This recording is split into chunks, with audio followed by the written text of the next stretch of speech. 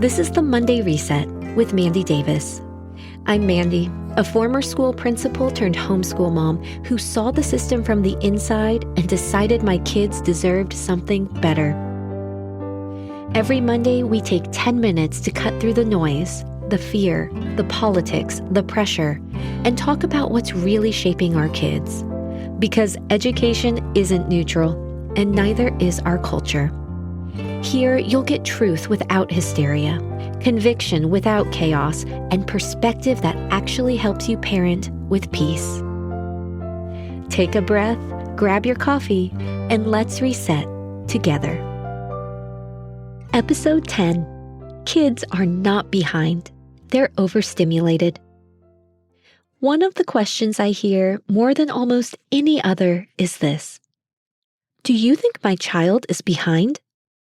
Behind academically, behind socially, behind emotionally, behind where they're supposed to be. And most of the time, that question doesn't come from panic. It comes from quiet concern. From parents watching their child struggle to focus, melt down more easily, forget things when they should remember, or resist things that once felt manageable. But I want to gently reframe that question today. Because in my experience, both inside the school system and now outside of it, most kids are not behind. They are overwhelmed. They are processing more information, more stimulation, more transitions, and more pressure than their nervous systems were ever designed to carry.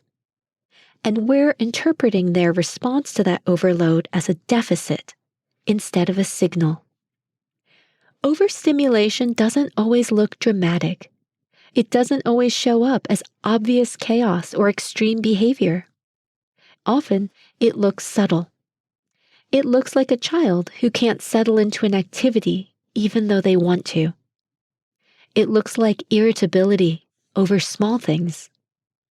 It looks like resistance that feels out of proportion. It looks like emotional swings that seem to come out of nowhere. It looks like exhaustion that shows up as defiance or withdrawal. And when parents see these things, the instinct is often to ask, "What's wrong?"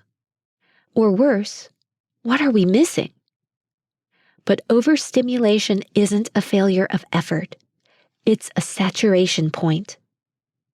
Children today are navigating constant transitions, packed schedules, background noise, screen exposure, academic expectations, social dynamics, and emotional input, often without enough time to rest or reset in between.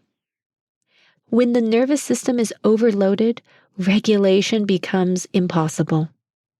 Focus becomes fragile.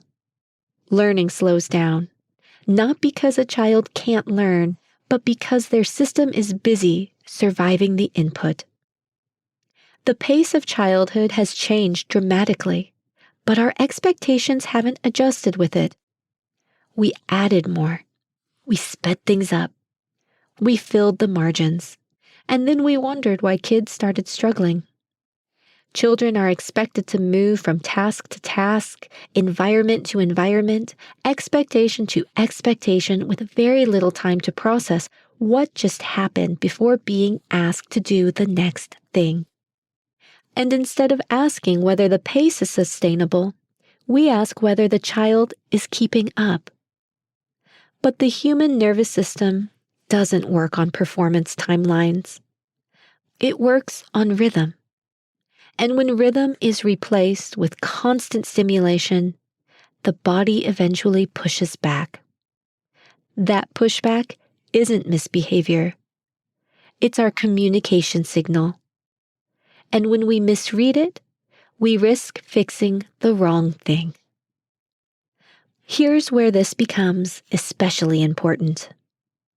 Overstimulated children often look like they're lagging, academically, emotionally, or behaviorally, because their systems are working overtime just to stay regulated.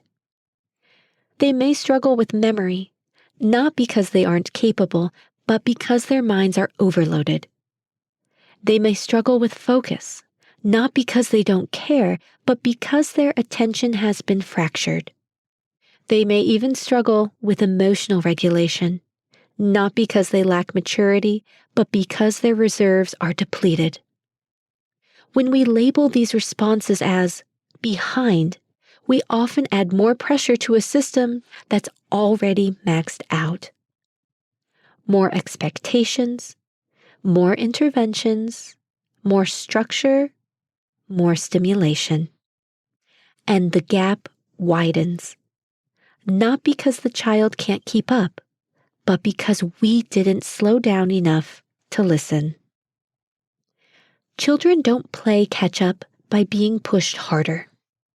They catch their breath when the input quiets, when schedules soften, when transitions slow, when screen time is reduced, when expectations become realistic, when rest is protected, when play is unstructured, and when boredom is allowed. This isn't about removing challenge. It's about restoring capacity. When stimulation decreases, regulation improves. And when regulation improves, focus returns and learning follows. And often, it happens far faster than parents expect.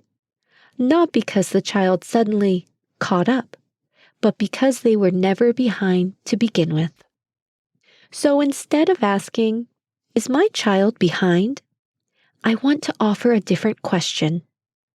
Is my child overwhelmed? And if the answer might be yes, then the response isn't urgency. It's gentleness paired with wisdom. It's reducing what doesn't matter. It's protecting margin and trusting that growth doesn't disappear just because things slow down. Children don't fall apart because they need more pressure. They fall apart because they've been carrying too much for too long. So here's your Monday reset. Your child doesn't need to catch up. They need space to come back to themselves. When we quiet the environment, we often discover there was nothing wrong with the child at all. I'm Mandy Davis, and this was your Monday Reset. If today's episode hit home, whether you're stepping out of the system or simply refining what already works, the Homeschool Bible gives you the clarity, confidence, and grounding every parent deserves. You don't have to figure this out alone. Pre-order through the link in my show notes. Thanks for joining me for the Monday Reset. If today helped you breathe a little deeper or see things a little clearer, share it with a friend who needs that same moment of clarity. We're not here to chase every headline. We're here to think critically, lead calmly, and protect what matters most. I'm Mandy Davis, and this was your Monday Reset. Join Mandy Davis every Monday for a new episode of the Monday Reset.